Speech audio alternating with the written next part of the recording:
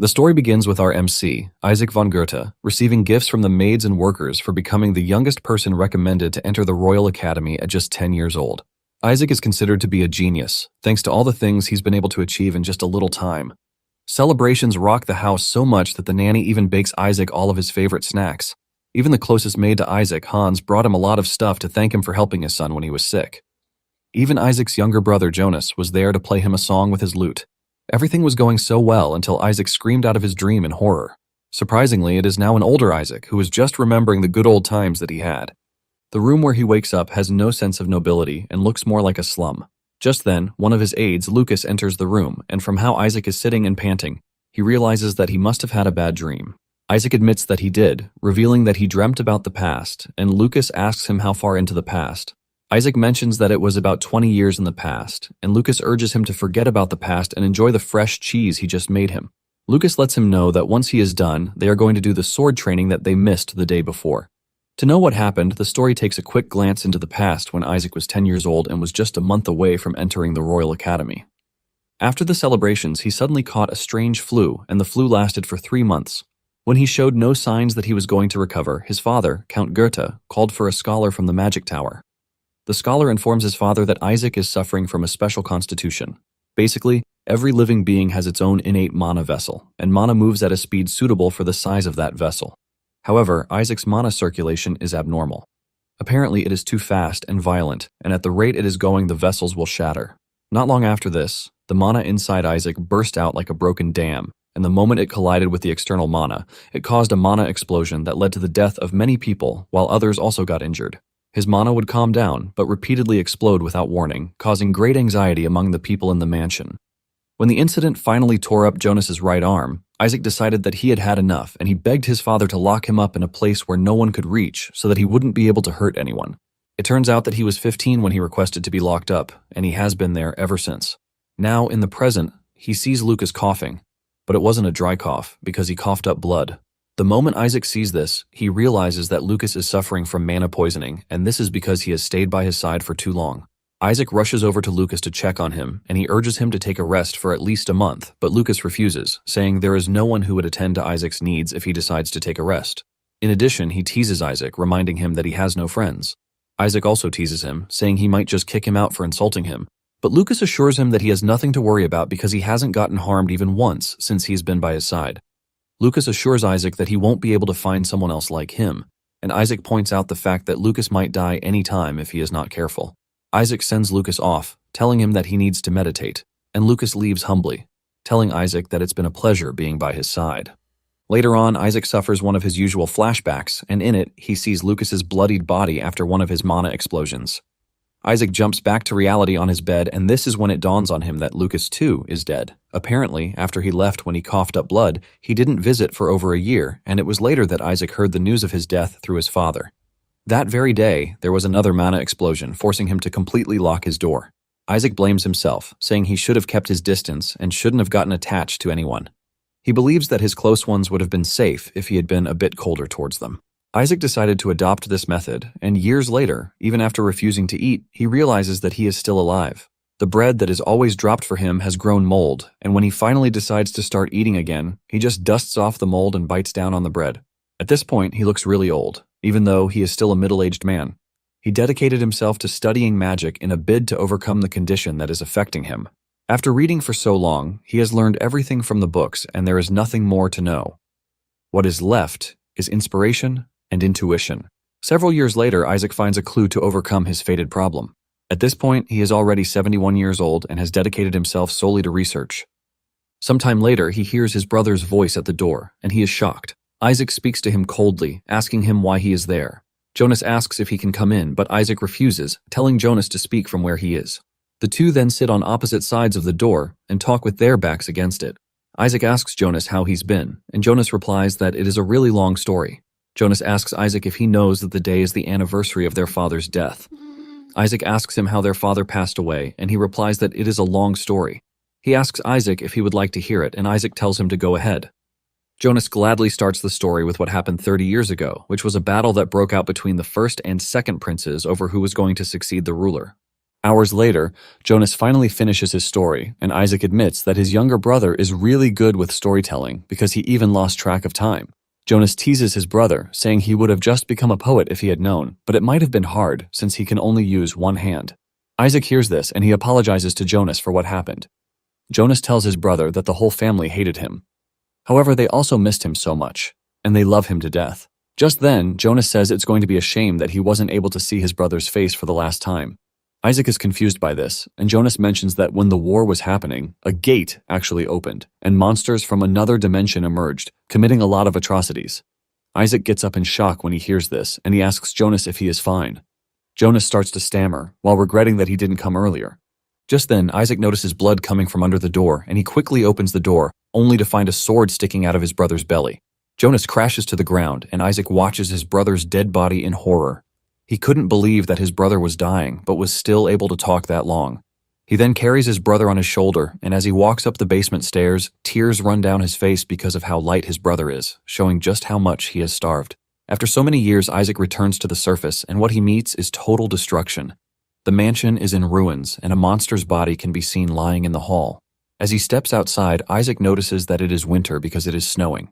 Since he won't be able to bury his brother in that season, he promises to bury him when it is spring, so he can use the family cemetery. Isaac also concludes that this is when he is going to die. Spring finally comes, and as promised, Isaac buries his brother. While standing over his brother's grave, he raises his hand and is able to produce a fireball. Isaac lets off a short smile because he has finally been able to do it after so long. He has been researching how he can overcome his special constitution for so long, but he has finally done it. In his left hand is a broken runestone, and since he has seen that he could overcome his special constitution, Isaac figures out that he can finally die too. He wonders if he would be forgiven for every pain that he has caused. He regrets the fact that he didn't start his research earlier and wonders if things could have changed for him. With this, Isaac crashes to the ground and dies. Suddenly, he hears a familiar voice calling his name, and this turns out to be Hans's voice. Isaac doesn't want to believe his ears because Hans died years ago, and when he opens his eyes, he is in his young body. Hans stands by the window and opens it because Isaac is drenched in sweat and looks pale. Isaac sits up, wondering if he is dreaming, while also assuming that his life is flashing before his eyes at the time of death. Hans walks to the window to see a young Jonas playing and stressing the maids out. Isaac lets out a good smile when it finally dawns on him that he is not dreaming, but he has somewhat returned to the past. He is now faced with a new life where he is expected to break free from the shackles of his past. As he stands by the window, Isaac has a flashback. Isaac once heard the maids in the other room complaining about his condition and how it always causes trouble. They are left to clean the mess that he makes, but they are always scared of when his mana will explode again. Hans soon hears this, and just as he is about to move into the room to scold them, Isaac stops him, telling Hans that they are not actually wrong. In fact, Isaac tells Hans to stop coming to see him too. Hans has a bandage wrapped around his head, and Isaac reminds him that this happened because he was next to him. Hans kneels in front of Isaac to comfort him, telling him that he is wrong about the whole thing. Hans lets Isaac know that he still cares about him, but it appears that he is going through a difficult time, and once it passes, it will no longer be a big deal. Hans spoke brightly back then, but this was how he also lost his life due to one of his mana explosions. Now that he's been given a second chance, Isaac wonders what he is supposed to do. Isaac decides to take a bold step and he coldly tells Hans to leave. Hans thinks Isaac is joking until Isaac makes it clear that he doesn't want to see him around. Hans reluctantly leaves, and even though it hurts Isaac to do this, he knows that being close to Hans will only put him in danger. As Hans leaves the room, he urges Isaac not to try to shoulder all the responsibility himself. Hans tells him that it is okay for him to trust them sometimes. After he leaves, Isaac realizes that Hans never said this in his dream, but then he slaps his face to confirm that he is truly not in a dream. The slap hurts him so much that it confirms to him that he is back in the past. He wonders how he died in his past life, but he decides to shove this aside because it doesn't matter if it is a dream or reality. What he needs to do is to prevent himself from having a mana explosion ever again. Apparently, in the past, there was someone who suffered the same condition as him, and this person was Zeke von Goethe. He was able to reach a realm where no human had reached before, which is a 10th class mage. This person was Isaac's great-great-grandfather, and he was only able to learn about him from the ancestral records that his father passed down to him when he lived in the underground cell. After years of detailed study, he discovered a way to overcome the special constitution, which is with a particular rune stone. Isaac then carves a pattern from his research onto a mana stone to create the specific rune stone that he needs. Isaac grabs the stone and realizes just how good it is to be young again because his hands used to shake before, but he is easily holding the stone firm. Apparently, to prevent the side effect of his special constitution, which is the mana explosion, the vessel that holds his mana must withstand the endlessly circulating mana. However, Isaac's mana flows so insanely fast and violently that the vessel cannot withstand it. A normal person is supposed to die the moment it shatters, but for some unknown reason, Isaac's vessel restores itself as if nothing happened. This is basically why his vessel can explode 10 or even 20 times and he is still alive. The runestone he just carved intentionally damages the mana pathways, and a continuous impact is applied to the damaged area, which leads to a new pathway opening. This is how the shock of the violent mana ends up getting dispersed. However, the success rate is quite low, and he barely succeeded right before he died. The small flame he made before he died was proof of his success, and he wonders if this will work this time around. Isaac tries to create a small fireball just like back then, but to his shock, he unleashes a flame so huge that it scares the hell out of him. Isaac cannot believe the amount of power that is flowing through him, and when he takes a look at the runestone, it still remains intact. Isaac finally figures out that his pathways have increased to 3. Each of the pathways has a different size and property, and he can manifest 3 magic spells simultaneously. Isaac cannot believe that it actually worked, but he quickly controls himself because this is not his goal. His goal is to prevent any mana explosions from happening, and for this, he figures out that 3 pathways are not enough. He realizes that he has to use more magic more often to increase the pathways. In addition, this will help minimize the burden placed on his mana vessel, but until then, he can't let anyone stay by his side. In fact, there won't be any exception whatsoever. Later on, Isaac is studying when Hans shows up in the room with a smile on his face, telling Isaac that he has brought him his favorite food, but Isaac is forced to remind him that he already told him that he doesn't want to see him. Hans tries to persuade Isaac, reminding him that he hasn't been eating well lately, so he should have at least one piece. Isaac cannot believe that Hans is not ready to listen to him, and to make it worse, he is wearing such a cute face. Isaac then asks Hans how old he is, and Hans replies that he is currently 12 years old.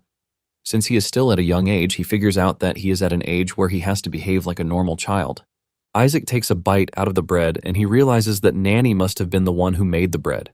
He loves the bread so much, and he realizes just how much he's missed the bread. Isaac asks Hans where Nanny is because he hasn't seen her that day, and Hans reveals that Nanny's son, Hinder, has pneumonia. When he hears this, Isaac stops eating and talks about how nice his family is because another family would not allow Nanny to head home to take care of her son.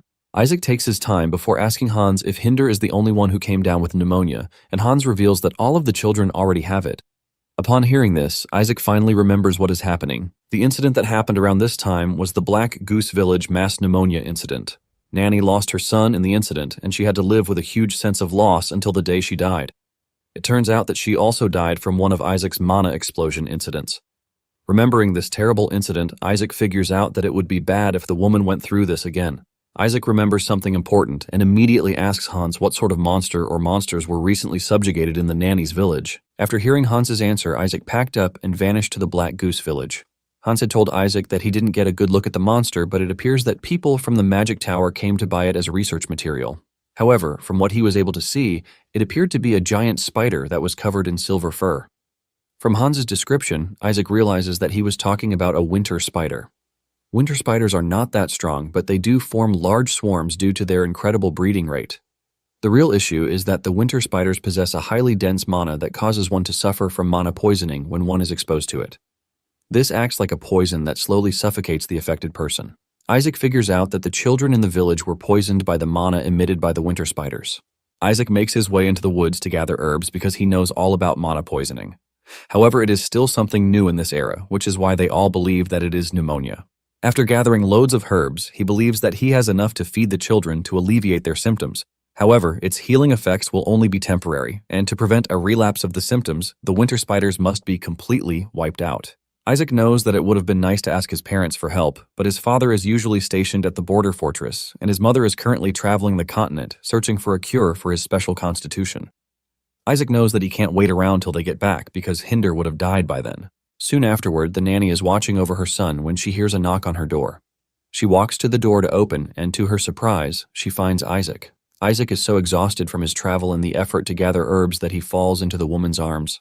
The nanny asks him if something happened at the estate, which is why he left at that late hour. Isaac reveals that he is only worried because she hasn't come to work for days, and he came to check on her. The nanny tells Isaac that she might not allow him to come in because Hinder has pneumonia and he might catch it too. To convince the woman, Isaac ties a piece of clothing over his nose, but even with this, the nanny is still reluctant to let him in. Isaac hands her the bag full of herbs and straight up walks into the house. He tells the nanny to crush the herbs, mash them, put them in a pot, brew them twice, let them cool, and then feed them to Hinder. Isaac heads to the room where Hinder is resting, and from the bluish spots all over his face, Isaac confirms that he is suffering from mana poisoning. Isaac calls Hinder's name, and he weakly answers. The first thing Hinder tells Isaac is that he should not fire his mother because she isn't able to come to work because of him. Isaac pats Hinder's forehead, assuring him that he is not going to fire his mom because he is the only one who sneaks him wheat bread, so he should just focus on getting better. Later on, Isaac has a hunter lead him to an abandoned mine. Upon arriving at the entrance of the cave, Isaac asks the dude if he is sure that this is the limestone cave, and the man assures him that it is. Isaac pays the dude his fare and tells him that he is going to handle the rest from that point forward. As he leaves, the old man urges Isaac to be careful because people have gone missing around the cave in the past. Apparently, winter spiders prefer limestone caves, and since this is the only limestone cave in the area, Isaac believes that the winter spiders are currently nesting in the area. However, before going inside the cave, he figures out that it would be better if he prepares well. He remembers that he can currently manifest 3 spells simultaneously, which puts him on par with a second-class mage. However, he can't overexert himself because his mana vessel might just shatter. In addition, he can't recklessly use magic since he doesn't know how many spiders are in there. Isaac then looks around and he finds exactly what he needs, which is the frost belladonna. The berries of the plant are usually diluted and used as a paralytic or anesthetic, but they are a deadly poison to winter spiders. Isaac cannot believe the irony that they live in the same habitat as their lethal weakness. After gathering so much belladonna, Isaac realizes that it would have been better if he had brought some gloves because his hands have swollen already, showing just how potent the poison is. Since he already made plenty of rune stones back when he was at the estate, he figures out that it is time for him to get going. Upon entering the cave, he realizes that there is a ledge and it goes straight down into a dark center. He looks around to see if there is a way for him to get down there, and fortunately for him, he finds a ladder that goes down. Isaac grabs the ladder and starts climbing down, and by the time he reaches the bottom, he is already exhausted. However, with the look of things, he realizes that he has found the right place. There are skeletons on the floor, and they are both from monsters and humans. Isaac wonders if the human bones are from the missing people that the hunter mentioned. Just then, he hears rustling around him, and he immediately creates a bunch of fireballs to surround himself. Thanks to the fire, he spots the spiders in the distance staring at him. However, he is not entirely scared because he knows that the fire will keep the spiders away since they hate fire. However, he has to prepare just before they decide to swarm him.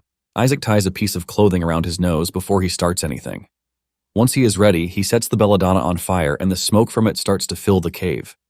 As the smoke hits the spiders, they react to it negatively, and seeing just how irritated the spiders are by the smoke, Isaac figures out that it is finally time for him to begin the hunt. In the past, Isaac had stood by his window to watch one of the citizens confront his father about the bad things that were happening in the territory. He blames him because he is the lord of the territory and should have done something to avert the whole mess, but instead he believes that he has failed the people. The whole issue was mainly about the Black Goose Village, and because of how noisy the whole thing is, Isaac started considering a move to the basement. Since the basement is quieter and has fewer people around, he can just focus more on researching his special constitution there. In addition, he considers covering the wall with dimetridium because it is a material with high magic resistance to help contain his mana explosions. After talking to himself for too long, he finally called Hans's name, only to realize that Hans was dead. Now, in the present, as he sits in the cave, he wonders why he has to remember these terrible old memories. He looks around and realizes that the belladonna is seriously weakening the spiders, and since he can't feed the poison to the spiders directly, all he can do is burn the flower and let the smoke spread so it can paralyze them until they suffocate. However, this method is not flawless because he won't be safe from it too, which is why he wrapped a wet piece of clothing around his face as a primary filter. Any poison that slips into his body will be purified with the mana inside his body. He had also created a compressed fireball, which he uses as his defense to keep the spiders away. He is basically using 3 types of magic at the same time, which are purification, fire magic, and phase shift on the fire magic. He is able to cast all 3 spells simultaneously through 3 mana circuits, which could also be referred to as multi-circuit. It was thanks to this that he could buy time for the spiders to weaken, and once they are paralyzed, Isaac finishes them with a fireball. He notices that the survivors are running in one direction, and from a closer observation, he realizes that there is water where they are heading. However, there is still no hope for them because they are going to be burned to a crisp. At the same time, he is scared that he might actually suffocate if he is not careful, so he has to end everything quickly. Isaac then takes off his coat before heading to the water side. However, the moment he gets there, he starts regretting his decision to have left the coat because of how cold the whole area is. The temperature in the room has dropped so low that it could form ice, and just then he raises his head to see that the entire ceiling of the cave is filled with spider eggs. The moment he sees this, he remembers something important that sends shivers down his spine. He continues investigating the area while throwing fireballs around to make lightning for himself. Not long after this, his fears come to life as he finds himself face to face with a giant spider, which is the winter spider queen. A cold sweat trickles down his face as he trembles in fear, and without hesitation, the monster attacks him. Isaac manages to leap into the distance to avoid getting impaled by the monster's claws. He lands hard on the icy floor, causing him to groan in pain, but he immediately gets back on his feet while berating himself for always jinxing his luck. Unlike the other winter spiders, the Spider Queen is a monster that has fire resistance and even exhales frost. This is the very reason why they are called winter spiders. With fear running through his body, Isaac hurls fireballs at the spider, but it doesn't really affect the monster. Isaac is not surprised by this because he doesn't expect the spider to just burn up and die like the other spiders. Isaac knows that he would be a dead man if the Spider Queen weren't slow. However, he still has a big problem, and this is the fact that his body is slowly reaching its limit. With a 12-year-old body that has no combat experience, he knows that it is natural for him to be exhausted. To make it worse, he stayed up all night and then used magic all day. Isaac soon realizes that no one is coming to save him, and he has to get over his fear. He starts to remember the sacrifices the nanny has made just for him to be comfortable.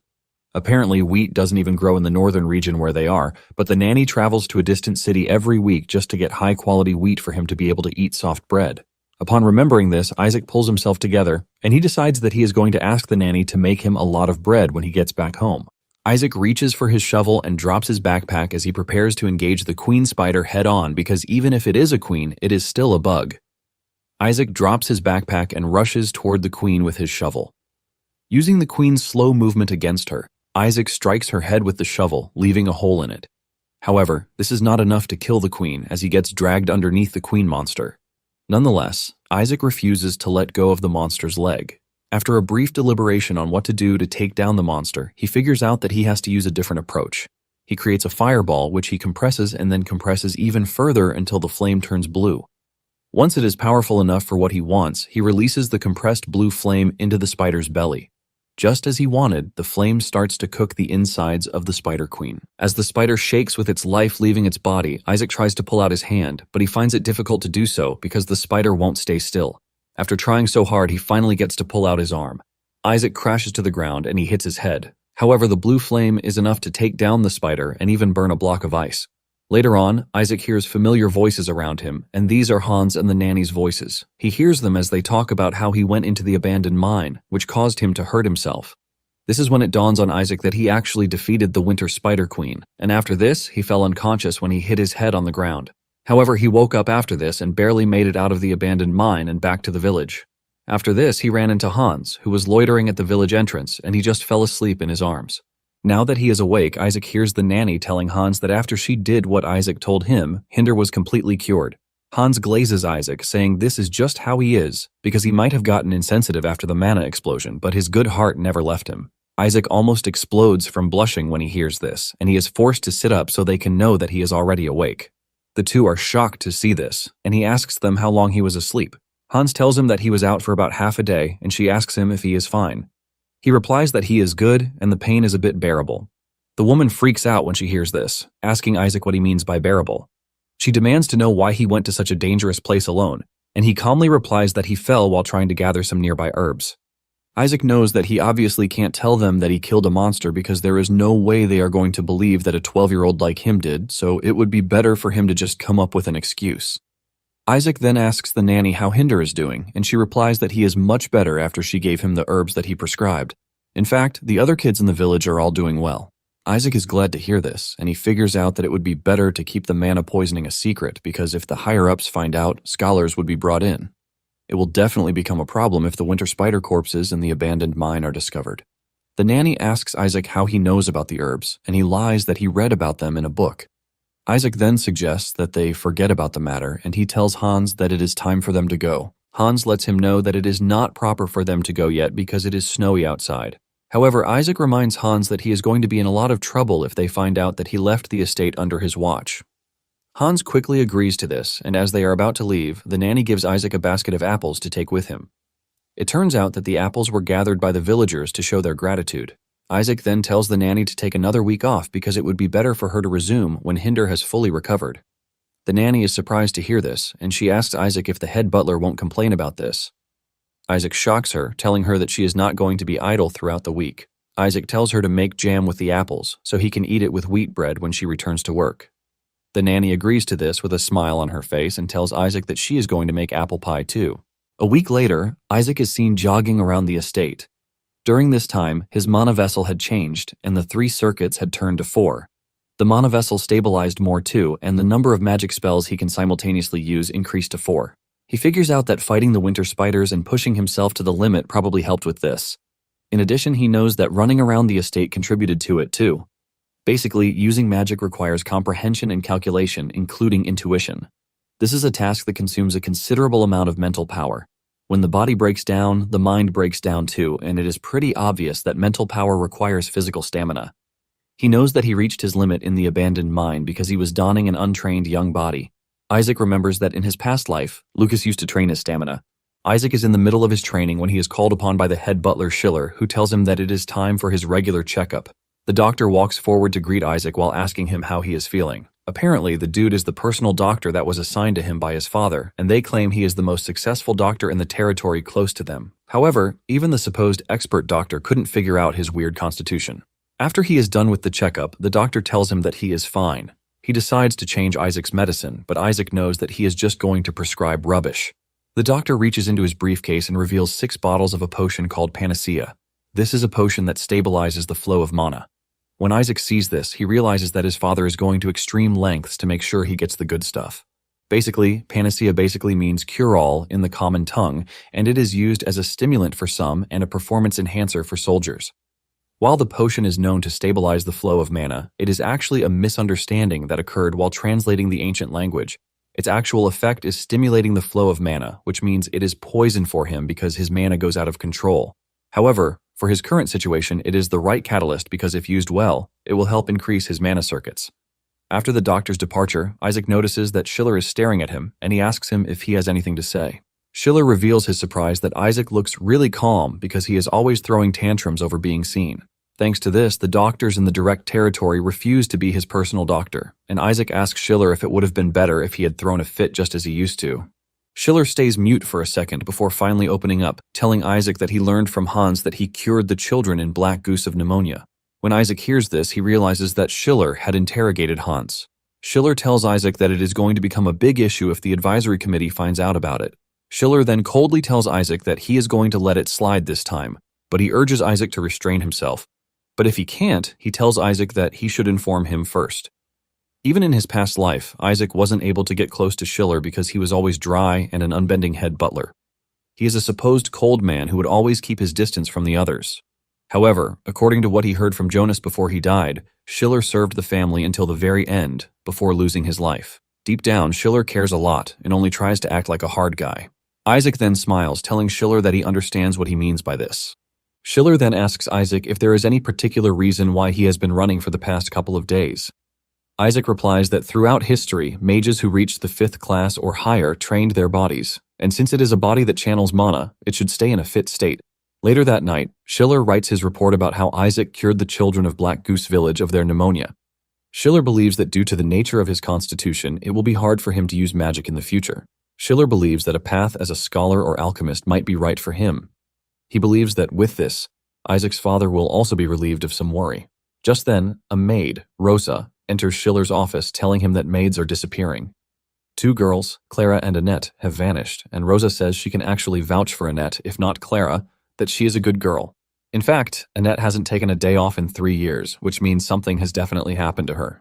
Later on, Rosa is seen talking with another maid and a servant named Bill. Bill talks trash about the territory, saying it is not the best place to live because the weather is harsh in this area of the world, and the bandits or monsters always show up all the time. The other maid asks Bill if he is basically saying he is going to run away, and he casually replies that the possibility is not 0. The girl then says Annette is not like him who can just disappear out of nowhere because she worked hard to pay for her father's medicine. Bill stupidly says the girl must have gotten sick of taking care of her sick dad, or maybe she ran off with some deadbeat dude. Rosa yells at Bill, telling him to watch his mouth, but Bill defends himself, saying he is just putting out his own theory. The two tell him that they are not interested in whatever theory he has. Bill continues by saying whatever is happening might be an action of dark magic. They ask him what he means by this, and he reminds them that they are working for a family of mages. In addition, Isaac is not in good condition, and he believes that his father is using whatever magic he can get his hands on to heal his son. This is when it dawns on Rosa and her colleague that Bill is saying that the missing girls were sacrificed alive.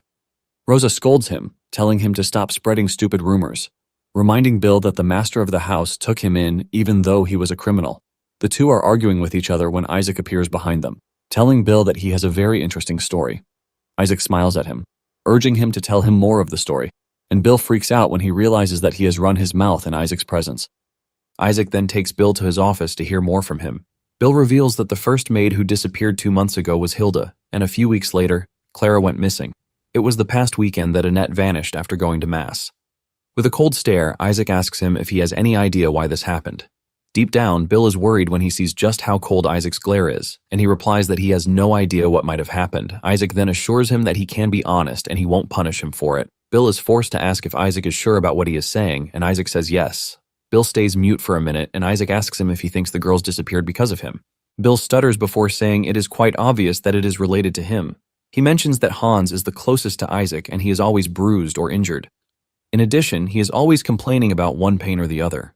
Bill continues running his mouth, saying he is pretty sure that Hans would be the one to die the most painful death of all. Bill stops talking immediately when he realizes that Isaac's mood has totally changed and he starts freaking out, begging Isaac to spare his life. He talks about how he hasn't gotten married or even had any kids, and Isaac casually asks him if he wants to live. Isaac lets him know that if he wants to live, he would have to do some work for him. Later on, Isaac is seen in his room thinking about Rosa and Annette. In his past life, after Hans and his nanny died, they were the only maids who volunteered to serve him. Even when he tried to get rid of them, the two refused to leave. He even tells them to stop bringing him potions because they are useless. But the two urge Isaac not to give up hope because everything will definitely get better. Isaac didn't really take this well, telling them how bad it is to kill someone he loves with his own hands. Isaac screams at them, asking them if they know how it feels, and Annette steps up, telling Isaac that she knows because she caused her friend's death with her own hands. Isaac is surprised to hear this, and he asks for more details. Annette reveals that it happened in the past, saying she might have been able to save Clara if she had reached out to her. Annette walks up to Isaac, telling him that she understands his unique situation. However, she lets him know that anyone can end up doing things that they never intended. She calmly tells Isaac that it can happen to anyone once in their lives. Surprisingly, Annette's talk was able to bring him comfort back then. Now, in the present, Isaac regrets that he didn't ask for more details. Moments later, Bill shows up in the room, and it appears that Isaac had given him a mission to find out where the maids went. Bill confidently says he has because it didn't even take him long. Bill claims that he asked around among beggars near the roads, and their descriptions matched perfectly.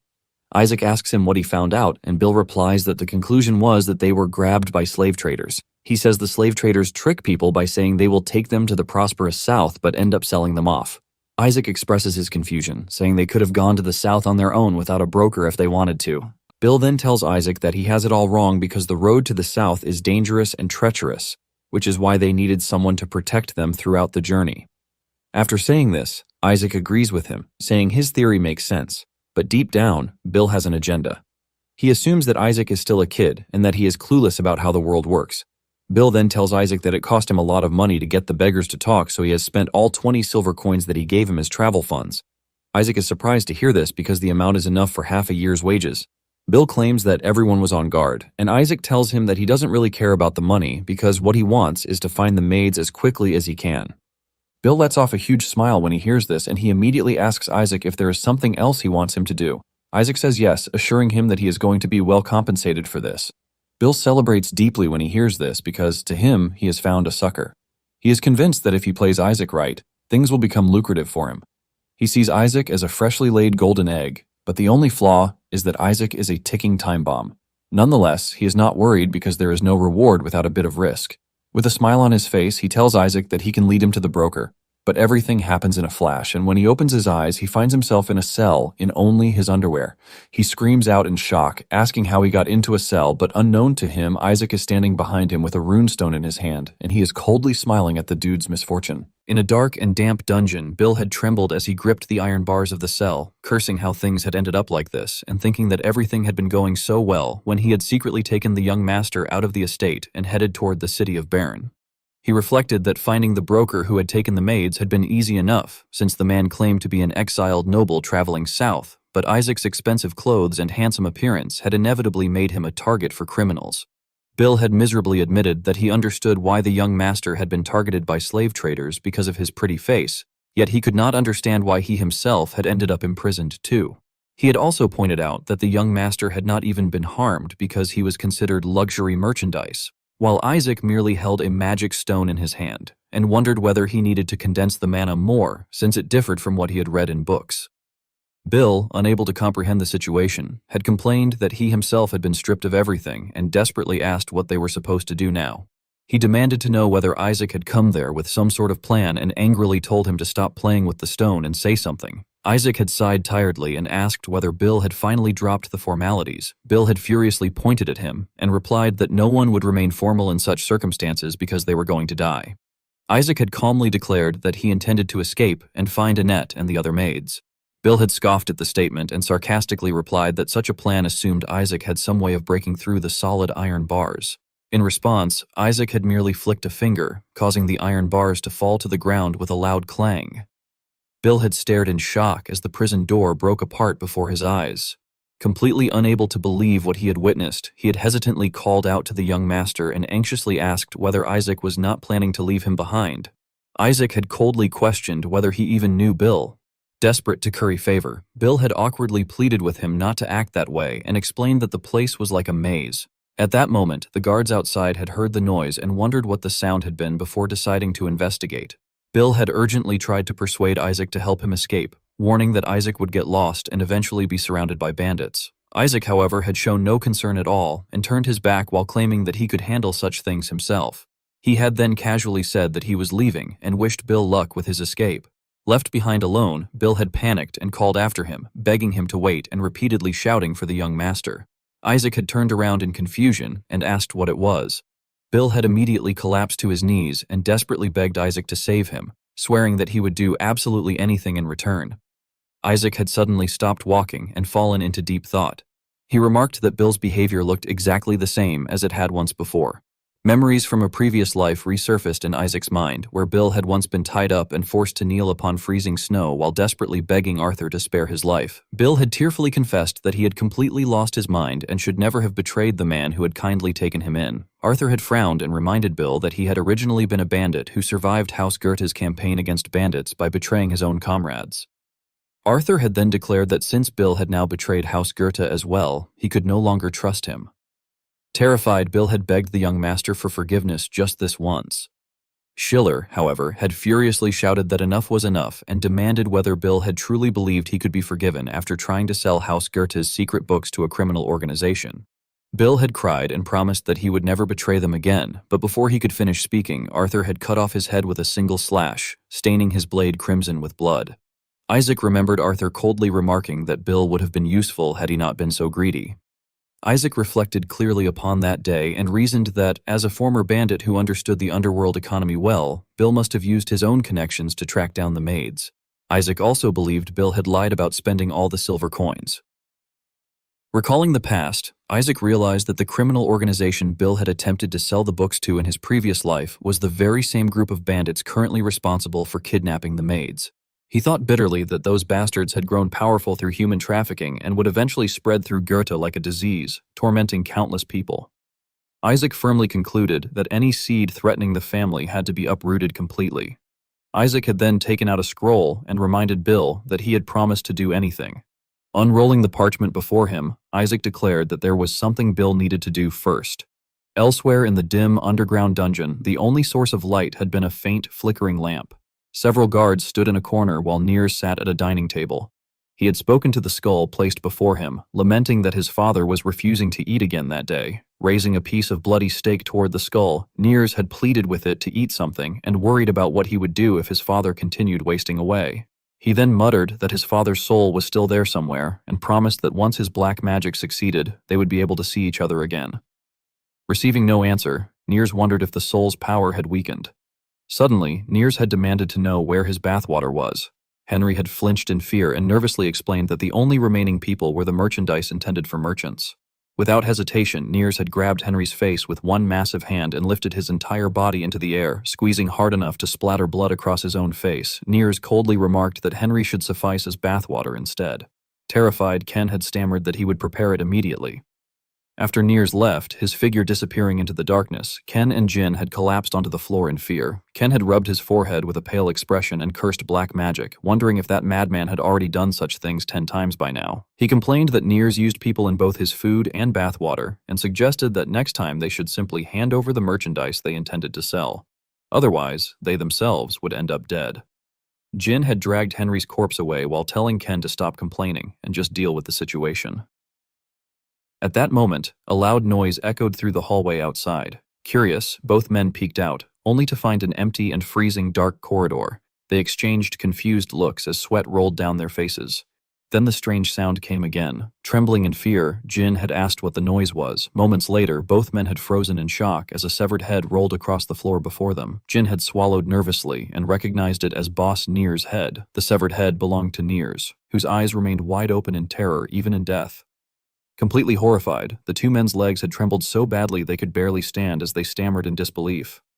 Bill had then casually walked toward them holding a blood-stained knife in his hand. In a relaxed tone, he had asked whether they could spare some water. Jin had widened his eyes in panic upon recognizing him. Bill, his face covered in blood, had smiled faintly while Jin stared blankly and called out his name in disbelief.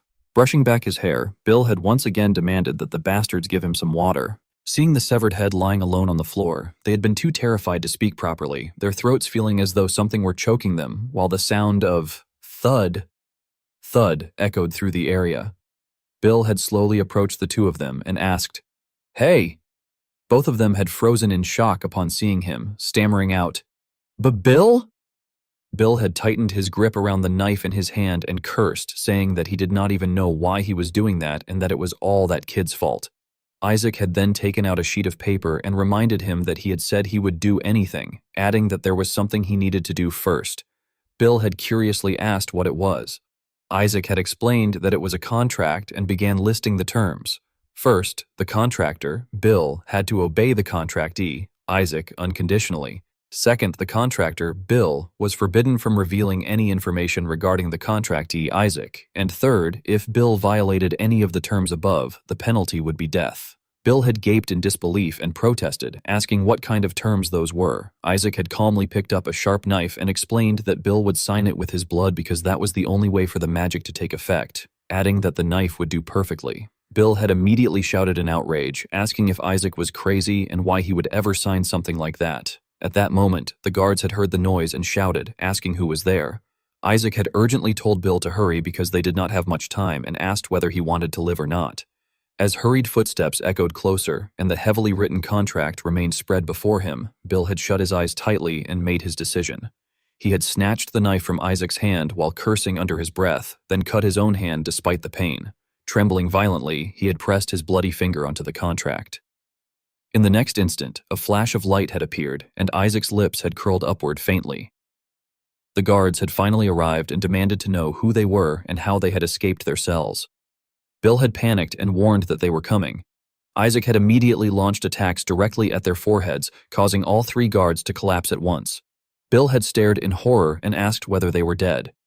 Isaac had explained that they had merely passed out. Unable to believe what he had just witnessed, Bill had asked how Isaac could do such a thing. In response, Isaac had held up a glowing magic stone and created a small sphere of ice, revealing that it was magic. Inside the damp dungeon, the sound of dripping water had echoed endlessly, while Isaac and Bill followed the sewage pipes through the underground passages. Bill had awkwardly laughed and admitted that it was the first time he had ever seen ice magic, praising Isaac as incredible. Isaac had shaken the stone lightly and remarked that it made sense because ice magic was not very practical. Bill had been surprised and questioned whether it truly was not practical. Isaac had stared thoughtfully at the stone and replied that it certainly seemed that way. As they continued walking, Bill had suddenly stopped and whispered that there were bandits nearby. Isaac had quietly hummed before asking Bill what was needed to make ice. Confused, Bill had asked why Isaac was suddenly bringing that up. Isaac had simply smiled and told him to guess. Bill had slowly realized the answer and hesitantly replied that it was water.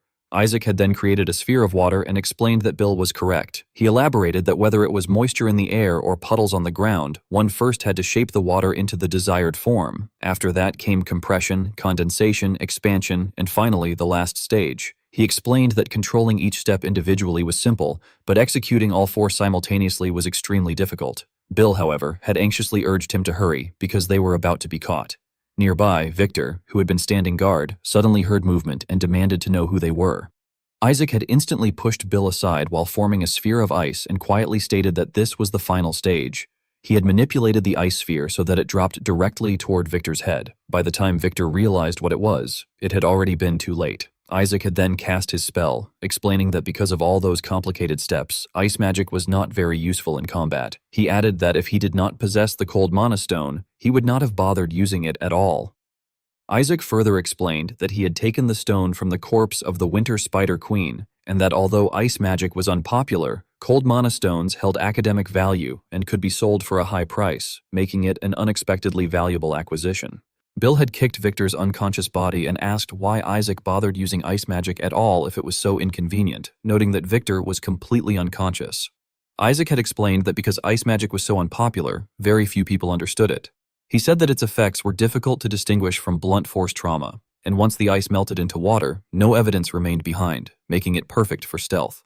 Bill had felt uneasy because Isaac's smile looked chillingly cold. He had then asked whether Isaac intended to finish them off. Meanwhile, bandits in the hallway had been shouting in confusion, asking who those people were and how the cargo had escaped. Isaac had shaken his head and replied that even if they killed those men, trash like them could easily be replaced. Bill had curiously asked whether they would not simply continue committing the same crimes again. Isaac had casually waved his hand, causing the men to be attacked once more, and explained that was precisely why he was leaving them alive. With murderous intent filling his eyes, he declared that there was only one person he intended to kill. At that moment, Nears had stepped before them. Bill's entire body had stiffened immediately while Isaac stared directly at the man. Nears had looked at the two of them and addressed them casually. Bill had panicked upon recognizing him and exclaimed that Nears was the bandit leader, describing him as a psychopath who tore people apart with his bare hands. Isaac had nodded calmly and remarked that if that was the case, it saved him the trouble of hunting Nears down himself. Smiling faintly, Isaac had begun gathering his power. Fragments of ice had slowly accumulated into a sphere before forming into a massive sharp block of ice, which he launched directly toward Nears. The sharp spike had nearly pierced Nears' eye, but Nears had casually knocked it away with his bare hand.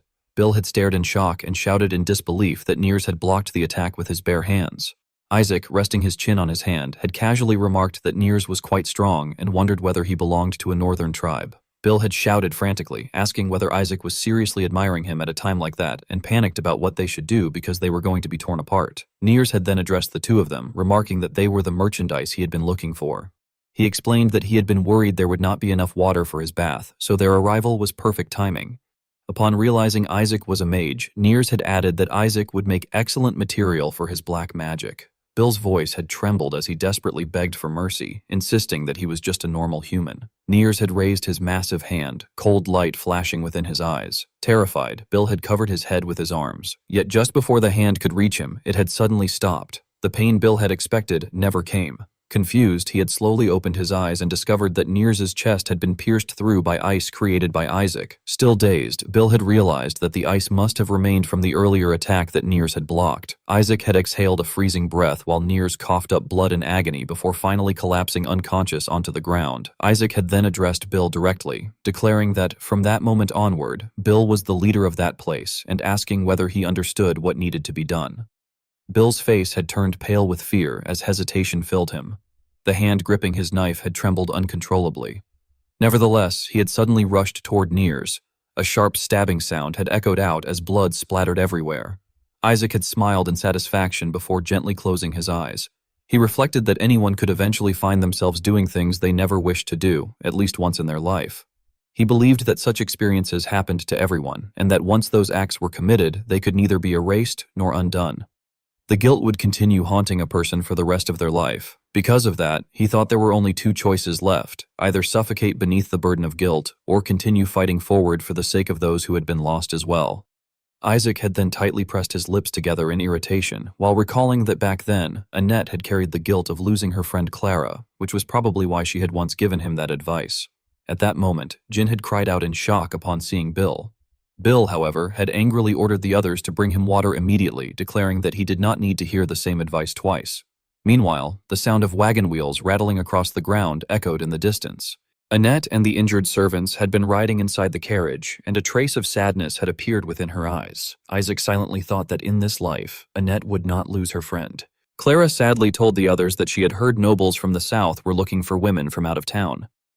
Hilda curiously asked why, and Clara explained that it was supposedly because the women in the south were unattractive, so the nobles were searching elsewhere for beautiful women to marry.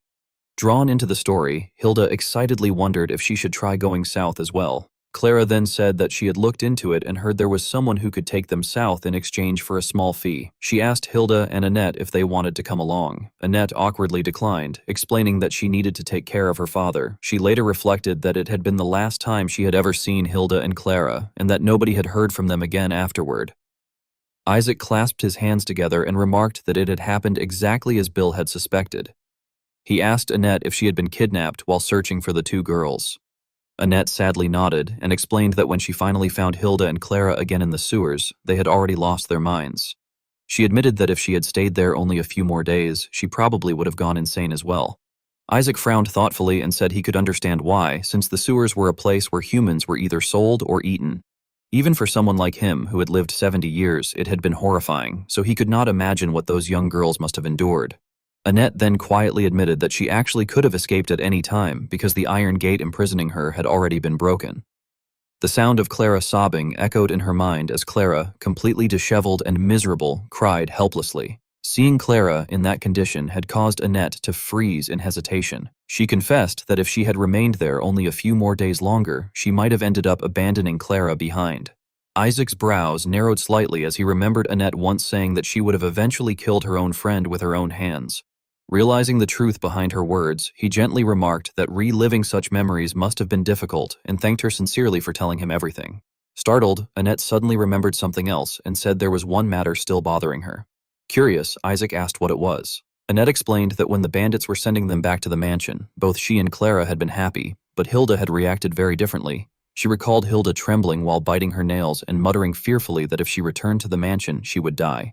Isaac questioned whether Hilda truly believed she would die if she went back. Annette nodded and replied that it did not seem like Hilda was merely afraid of punishment. Resting a hand against his chin, Isaac murmured that he believed he understood the situation for now and promised that he would investigate further. Hearing those words, Annette finally smiled in relief and mentioned that Rosa had said something interesting. According to Rosa, the reason the bandits had suddenly released them might have been because of Isaac himself.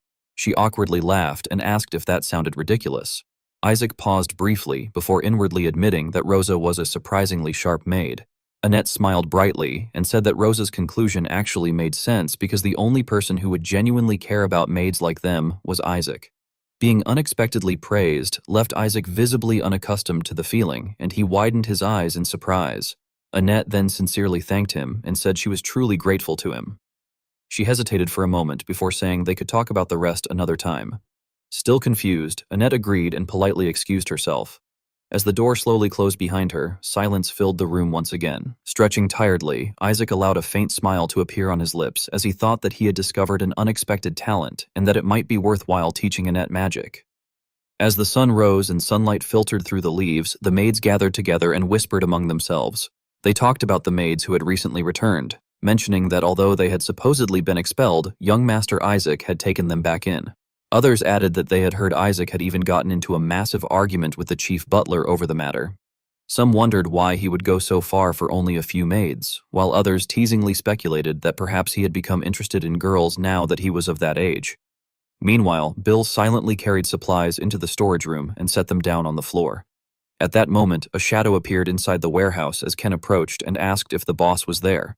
Bill brushed the dust from his hands and irritably replied that he had already told him not to call him boss. At that moment, Bill recalled Isaac's earlier words in the sewers. Isaac had explained that the sewers were always overflowing with thugs, and even if one criminal organization were destroyed, another would simply replace it.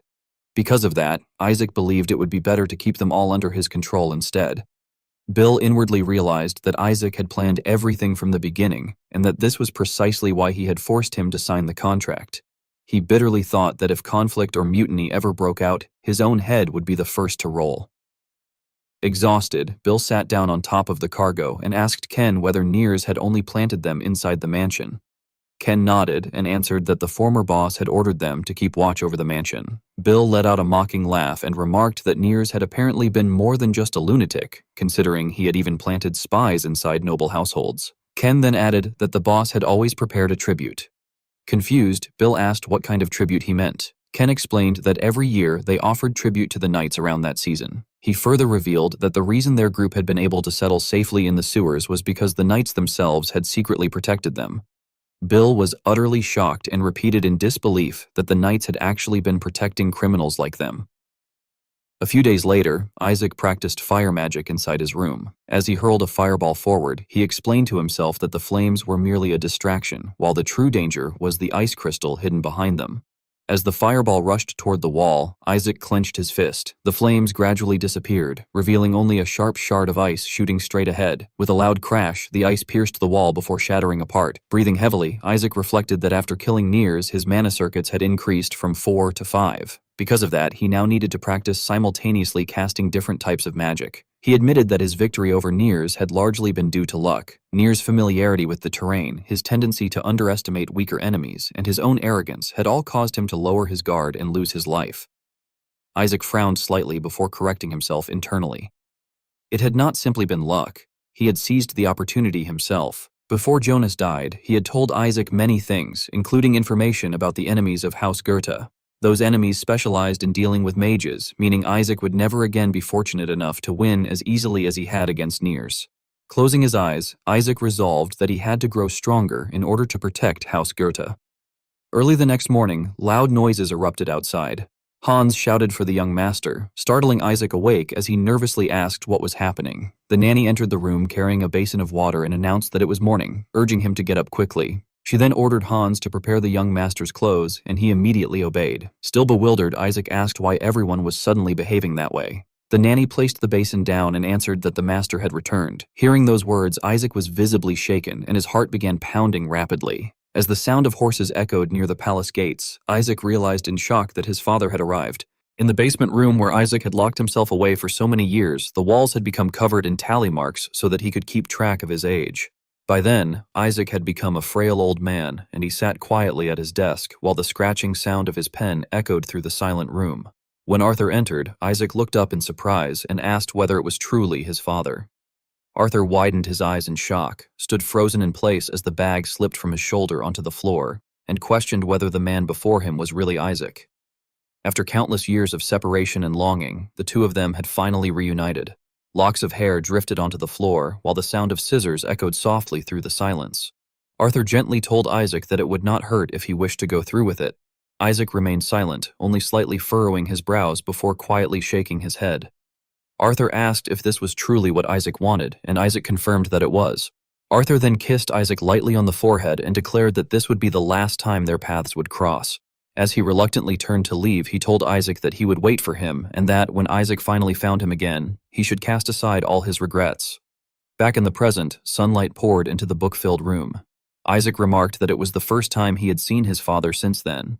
Holding several documents in his hand, Arthur mentioned that he had heard Isaac cured the children in Black Goose Village and asked whether the rumor was true. Isaac curiously asked whether Schiller had been the one to tell him. Arthur nodded and admitted that, at first, he thought he had misheard. Nervously, Isaac explained that he had merely been lucky because he happened to read about a strange case of pneumonia whose symptoms matched those suffered by the village children. Arthur repeatedly tapped his fingernails against the desk before asking about Isaac's health lately. Isaac was caught off guard and thought that his father was strangely letting the matter slide. He admitted that he was not completely certain, though he had not experienced any more explosions. Arthur appeared relieved and commented that the doctor they had brought from Othon must truly be as talented as people claimed. He then urged Isaac to drink the potion, insisting that it would make him feel better. Isaac responded with some discomfort, saying that, despite everything, the doctor had not actually helped much. Under the blazing sunlight streaming into the room, the father and son silently stared at one another until Isaac finally broke the silence by asking how things were at the frontier fortress of Winterband. Arthur looked surprised and questioned why Isaac was suddenly curious about it. Isaac awkwardly explained that, as a member of the Goethe family, he would eventually have to go there himself one day. Arthur answered that the place was much the same as always, filled with monsters, knights, and endless snow. However, he added that there had been one unusual matter during their return journey after they stopped by Burn City to restock supplies.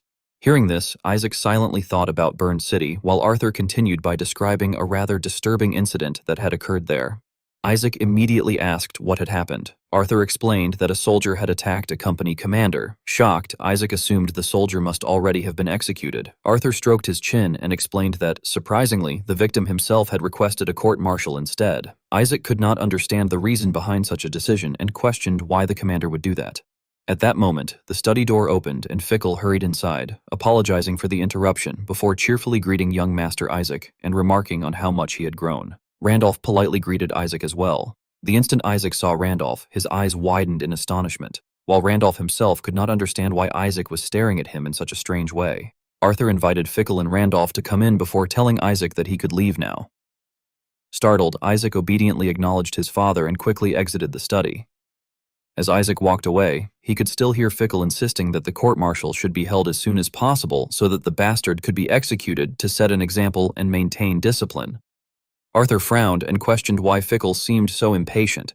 Fickle immediately replied that the matter concerned discipline itself. Arthur then turned to Randolph and asked whether he agreed. Randolph responded sternly that he merely followed the orders of his superiors. Arthur sighed heavily and questioned how Randolph could say such a thing after having his ear cut off. Isaac hurried through the quiet hallway while his thoughts lingered on the crest of his family. He reflected that the Goethe emblem was emblazoned upon their cloaks as the shield of the kingdom. He realized that the two men were knights from the frontier fortress of Winterband and concluded that Randolph must be the victim involved in the mutiny. Bill soon came running after him, panting heavily as he called out to the young master. He explained that he had been searching everywhere for Isaac and urgently begged him to come along because the matter was important. After the two of them reached a secluded area, Isaac curiously asked what was wrong after seeing how terrified Bill appeared. Bill coughed awkwardly and revealed that he had heard something from one of Nir's men regarding the slave trade in the sewers. Isaac asked what about it. Bill explained his suspicion that certain people had been accepting bribes in exchange for looking the other way. Isaac abruptly stopped walking and demanded to know who those people were. Sweating nervously, Bill answered that they were knights from Winterband. He then added that, not long ago, one of Nir's men, or rather, one of their own men, had been found dead near the sewer entrance. The strange part, according to Bill, was that every finger except the pinky had been cut off. Isaac listened seriously and asked what happened next. Bill nervously searched through his pocket before explaining that, when he woke up that morning, those severed fingers had been lying right beside him. He further revealed that a warning had been delivered through one of his men stating that, if he did not have everything prepared within 2 days, his own fingers would be next. Terrified pale, Bill pleaded for Isaac to do something and argued that Isaac himself had placed him in this position. Isaac lowered his head and asked whether there had been any witnesses regarding the bodies. Bill scratched his ear and explained that there had been one witness, though everything had happened far too quickly. According to the story, a glowing sword suddenly appeared out of nowhere, and the entire incident ended almost instantly. Bill added that the only distinguishing trait of the culprit was that his head had been wrapped in bandages. Isaac's brows tightened further as he finally stated that he understood the situation. Bill stared blankly and questioned whether that was all Isaac intended to say. Isaac slowly resumed walking and calmly assured him that he was not going to die. Isaac reasoned that, during Arthur's return journey, the two knights who had requested the court-martial had stopped in Burn City, entered the sewers, and killed those bandits in order to make an example out of them. He pointed out that the description matched perfectly. Grinding his teeth in anger, Isaac declared that, if this was truly the case, then those Winterband knights were not the shield of the kingdom, but rather a disease that needed to be eradicated. Later, when Isaac appeared at the dungeon, the guard looked extremely surprised and asked what had brought the young master there. Isaac inquired whether there was a death row convict imprisoned there for mutiny and declared that he wanted to see him. Inside the cell, Kyle sat silently while a cold glint flickered within his eyes, enough to send chills down anyone's spine. Isaac explained that the reason he had sought out a death row prisoner was to confirm one thing: whether the Knights of Winterband were truly connected to Nir's. Coincidentally, that prisoner was the very man who had committed an act of insubordination against them, so Isaac believed he might know something. Standing before the prison cell, Isaac questioned the prisoner by asking whether he knew an organization called Nir's, adding that he had heard they were involved in human trafficking. Kyle let his shackled hands hang loosely before raising his head and pressing his lips together without saying a word. Isaac suddenly realized that the man looked familiar. He continued interrogating him by asking whether he knew anything about the connection between the sewer and his company commander. Kyle remained completely silent. After standing up and walking forward, he declared that he would only say it once. Suddenly grabbing the iron bars, Kyle widened his eyes and insisted that he did not know anything. Isaac fell into a brief daze for several seconds. Kyle froze when Isaac hesitated before asking whether his name was Kyle. Isaac then stated that he remembered now and questioned whether Kyle's only answer was going to be a lie. Panic immediately spread across Kyle's face as a bead of sweat rolled down his cheek. He staggered backward while his trembling voice asked how Isaac knew that name. Isaac recalled that the first time he had learned the name Kyle was during the escalation of the kingdom's civil war. The conflict had begun with the succession ceremony for the throne. The second prince, who had lost the War of Succession, betrayed the kingdom, sided with the empire, and caused a massacre during the ceremony. After the kingdom was subjugated by the empire, the people gathered together and started a rebellion, which soon developed into a civil war. The leader of the rebel army had been Kyle, who at the time had tried to go by the name Carlson. Kyle stared in confusion and asked how Isaac knew that. Isaac remembered reading about it in a book called Chronicles of Villains, a popular work that illustrated the stories and portraits of several famous villains. Among all the chapters, the one featuring Kyle had been especially popular. The image of Kyle surrounded by a radiant aura surfaced in Isaac's mind. Isaac reflected that the most interesting thing in the book had been the assessment that Kyle was a genius destined to become the continent's 7th swordmaster. Seeing him in person now, Isaac could not help but agree. Kyle possessed astonishing mana, and Isaac could not even imagine how much effort he must have put in to reach this point, nor how powerful he would become once his talent fully blossomed. Isaac also remembered that, in his previous life, such a talented man had escaped right before his execution and later become the leader of the rebel army. Meanwhile, Kyle shouted for Isaac to answer him and demanded to know how he knew all of that. Isaac calmly replied that it was still too early for Kyle to be surprised because he also knew that Kyle was the son of Cation. Those words shocked Kyle even more. Filled with curiosity, he asked who Isaac really was. Isaac continued revealing the information he knew, asking how someone who served in Winterband could fail to recognize the eldest son of House Goethe. Kyle shouted that that was not what he was asking. He demanded to know how Isaac had learned those things and asked whether Isaac had come there to kill him. Isaac remarked that Kyle was far too self-conscious and questioned why he would care about the son of a mercenary from the neighboring republic, especially a bastard who had disappeared over a decade ago. Kyle became suspicious and asked whether Isaac truly was young Master Isaac. Isaac answered indifferently that he did not care whether Kyle believed him or not because there was only one thing he wanted to know: why the company commanders of Winterband were involved in the slave trade. Under the dim candlelight, Kyle's voice echoed throughout the room as he replied that if Isaac truly was the young master, then that was even more reason for him to answer.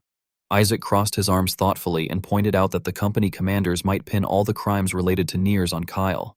He warned that Kyle would become a wanted criminal throughout the kingdom and would not even be able to begin his revenge. Kyle slowly brought his hands together, his face darkening as hesitation filled his heart. Isaac could only remain silent and wait. Not long afterward, Isaac sighed inwardly and admitted to himself that Kyle was not someone he could manipulate as easily as Bill. Turning away, Isaac told himself that, in that case, he had no choice but to draw them out personally. The scene then shifted to a tunnel where droplets of water echoed as they hit the ground. 2 men dressed in black entered the passageway. Fickle found the situation strange and remarked that there was no sign of Niers' men. Suddenly, Randolph pointed ahead and told him to look. He observed that the cages meant to hold the merchandise were completely empty. Another man commented that Niers had suddenly stopped sharing the kickbacks and had even told them to come find him if they had a problem. He wondered whether the new Niers was planning to call everything off. In an instant, both men stopped moving. Fickle immediately grabbed the hilt of his sword defensively. At that moment, Bill forced a trembling smile onto his face and invited them to come inside. Sweat poured down his body as he pointed toward the door with his open palm. One of the men questioned whether Bill was one of Niers' subordinates. He found it suspicious that Bill was dressed like a servant and noted that he did not appear to be carrying any weapons. Fickle quickly turned toward Randolph and nodded as a signal. Afterward, the 2 men entered the room together. The moment they stepped inside, one of them flinched in shock and froze on the spot. Sitting beneath the dim candlelight, already waiting for them, was Isaac. Fickle grinned and asked whether Isaac was the new boss of Niers. He mockingly remarked that Isaac must have 9 lives to summon them without even offering a proper greeting. Isaac kept his arms crossed while his expression darkened. The killing intent in his voice caused the 2 men to become uneasy as he calmly asked whether he could ask them one thing. As he watched Isaac slowly stand up, Fickle wondered in confusion whether that was the voice of a child. Isaac slowly walked forward and demanded to know why they had done it.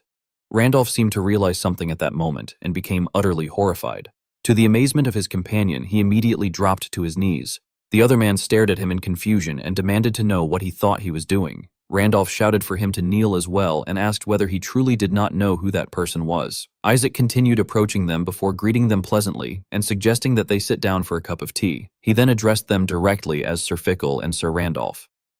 A trembling voice echoed through the room afterward as someone muttered in disbelief that the person before them was young Master Isaac. In the dark forest, a small house stood half-hidden amid the swirling white snow. Fickle held a heavy bag of money in his hands and exclaimed in amazement that it was an incredible amount of money. He remarked that that piece of trash, Nears, really had a knack for making money. Randolph picked up a shining gold coin and observed that with that money, they would have enough food and firewood for the month. Overjoyed, Fickle began calculating what they could do with the money. He pointed out that it was not all they could afford, adding that they could replace their rusty swords and even have some spending money left over. He then handed Randolph his share. At that moment, the figure of a man appeared outside. Kyle quickly entered the house and ordered them to stop. He demanded to know what that conversation had been about and questioned what exactly they were doing with the money. After hearing their story, Isaac stated that he finally understood what had happened. He acknowledged that they had their reasons as well. He explained that his father was an upright man but lacked resourcefulness and flexibility. According to Isaac, his father was nothing more and nothing less than the shield protecting the North. He continued by saying that they respected him for that, but at the same time they could not simply stand by and watch soldiers die. Therefore, having no other choice, they had extorted money from bandits to cover supply shortages for his father and for Goethe. Fickle nodded repeatedly and eagerly confirmed that Isaac's understanding was completely correct. Isaac folded his arms and announced that he would now deliver his verdict. He declared that Fickle and Randolph were sentenced to death. Both men froze in shock upon hearing the judgment. They stammered in disbelief at the mention of the death penalty. Isaac replied sternly that his father's judgment would not have been any different. He explained that they would be sent before a military tribunal. Fickle immediately sprang to his feet and slammed his hand against the table. He shouted that even after hearing their story, Isaac still did not understand. He argued that Isaac could never know what true hunger felt like. He asked whether Isaac had ever suffered frostbite so severe that his hands and feet had to be amputated, or whether he had ever watched comrades die horrific deaths because the edge of his sword had been too dull. Isaac shook his head and admitted that he had not. However, he remarked that Fickle certainly had no shortage of excuses. He then asked why Fickle had not explained the reason behind the kidnapping of civilians. Startled, Fickle quickly insisted that it had been Nears' doing alone and that Nears had acted without their involvement. Hearing this, Isaac fell silent for a moment before asking whether Fickle was claiming that he had never crossed the line in the way Nears had. Fickle widened his eyes in astonishment. He bitterly remarked that he should never have expected a brat like Isaac to understand.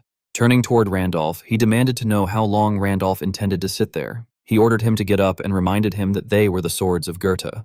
He proclaimed that if it was for the sake of protecting Goethe, he was prepared to cut down anything. Randolph stared at him in disbelief and asked whether he was serious. Fickle loudly urged him to think carefully. He argued that His Excellency still had young Master Jonas and claimed that it would be better to get rid of a ticking time bomb like Isaac. Isaac merely watched him in silence. A pale blue aura wrapped itself around Fickle's sword as mana flowed throughout his body. Isaac appeared both surprised and intrigued. He remarked with interest that Fickle intended to use his aura. Still unable to believe what was happening, Randolph muttered Fickle's name and questioned how things had come to this. He admitted that in the beginning it had definitely been for Goethe. However, he wondered whether what they were doing now was truly for Goethe anymore. Lowering his head and pressing his lips together, Randolph recalled something Fickle had once said, that if Fickle was the sword, then Randolph was the shield. He then recounted Carlson's words, namely that a sword capable of cutting through anything without breaking was a masterpiece, but once such a masterpiece gained a will of its own, it became a demonic sword. The moment Randolph drew his sword, Fickle froze and demanded to know what he thought he was doing. Randolph stomped onto the tea table, sending water splashing everywhere. Their swords collided violently, scattering sparks. Trembling from exertion, Randolph declared that he had only realized the truth after losing his ear and that Carlson had been right all along. Fickle's eyes widened in terror and his face turned pale. He shouted that Randolph had lost his mind and warned that he would be executed. Pressing his sword down harder, Randolph replied that such a fate would simply be part of their karma. He then confronted Fickle directly, stating that the money had not been used solely for the territory.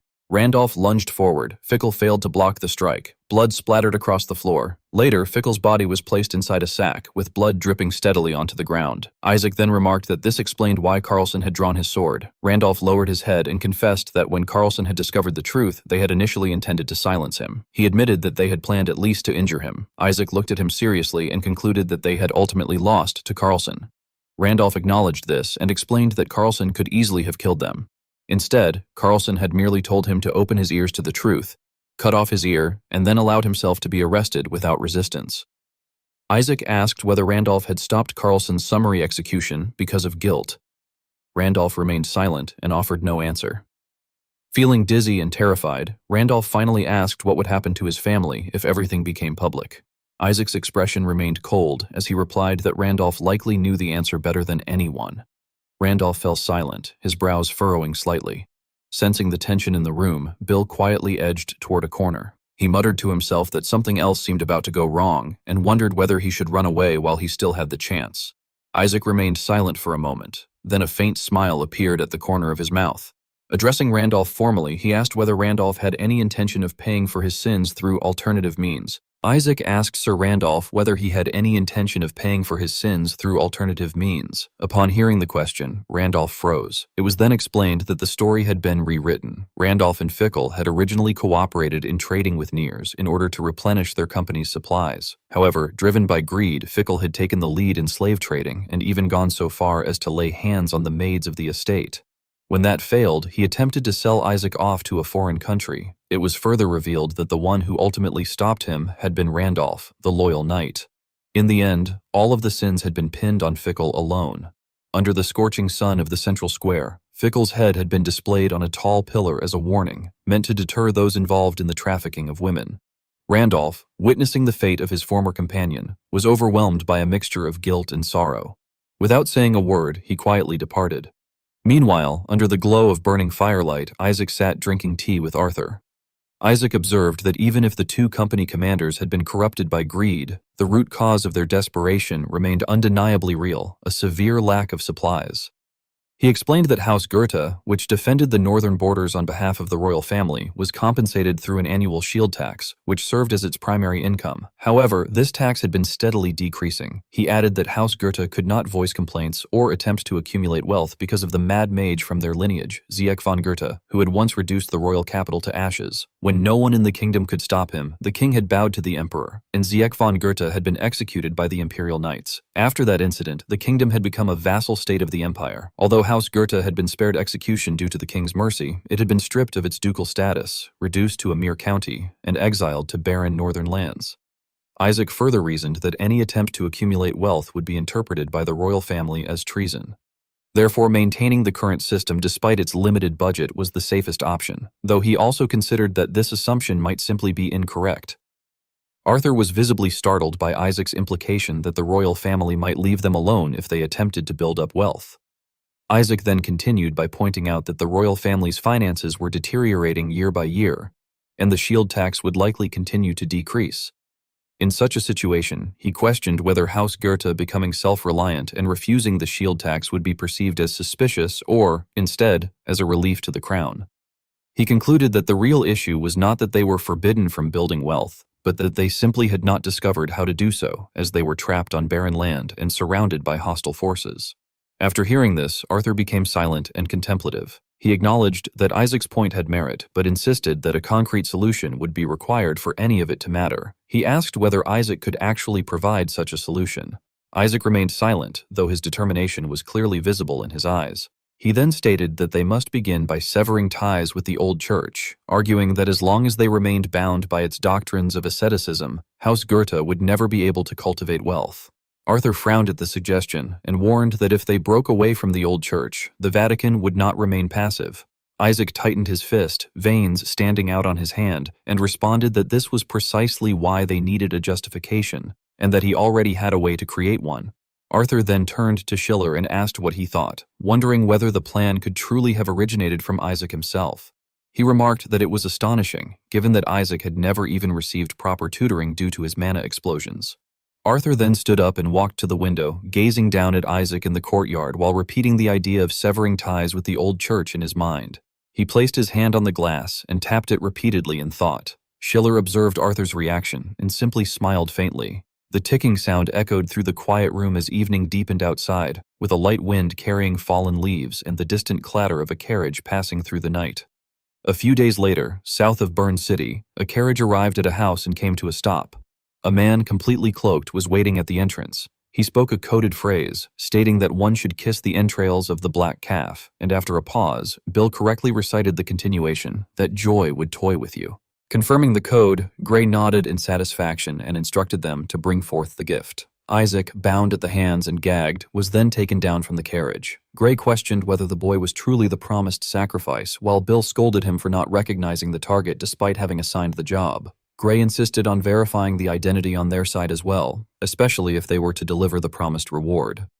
After seeing Isaac's face clearly, Gray expressed satisfaction and declared that the promised sacrifice had indeed arrived, instructing them to bring in the true gift and addressing his servant, claiming that the goddess of fire would accept it gladly. The door was opened and Mary slowly entered. Gray stated that, as the goddess willed, she should follow him. After the two had entered, Bill finally relaxed, admitting that the situation and the people involved disgusted him, before urgently urging that they should leave. It was then revealed that they had constructed a perfect act to deceive their targets, ensuring that Gray and Mary remained completely unaware that those involved in Isaac's kidnapping were, in fact, his own allies. Gray used an oil lamp to light their way and instructed the others to follow him. Their footsteps echoed through the silent surroundings. Because Isaac had been blindfolded and could not see, Kyle had to stay close and guide him. Kyle kept staring at Isaac, his eyes narrowing slightly as memories from a few days earlier resurfaced in his mind. A few days earlier, Kyle had asked whether his release was because Randolph's and Fickle's crimes had been exposed, and Isaac had confirmed that this was the explanation they had chosen. Isaac had also explained that, since insubordination was a serious offense, Kyle had been stripped of his position as platoon leader, adding that he had not even known Kyle had held that rank. At one point, Kyle had raised a teacup toward his lips, but hesitated upon noticing the aroma. Isaac had smiled and asked whether he was familiar with the tea, explaining that it came from Kyle's homeland, the Republic. Kyle had been shocked and demanded why Isaac had not reported him, insisting that his name was not Carlson. Isaac had replied that he had chosen to keep that information for later use, explaining that if he had revealed it earlier, he would not have been able to make use of Kyle. Kyle had been visibly confused, unable to understand Isaac's intentions or thoughts. Isaac had then set the teacup down and told him that rather than trying to guess his intentions, Kyle should remain true to his own objective. Kyle had been startled and asked whether Isaac knew what his objective was. Isaac had then stated that Kyle intended to kill Viscount Klaus von Bottmer, the greedy noble who had massacred the family Kyle had worked so hard to build. Upon hearing this, Kyle had darkened in expression and demanded how Isaac knew this and why he was not trying to stop him. Isaac had calmly taken another sip of tea and asked why he would do so. Kyle had then reasoned that the Viscount was a noble of the kingdom while he himself was a foreigner. Isaac had responded that he needed a masterpiece sword with a will of its own, and that if Kyle helped him, he would in turn help Kyle.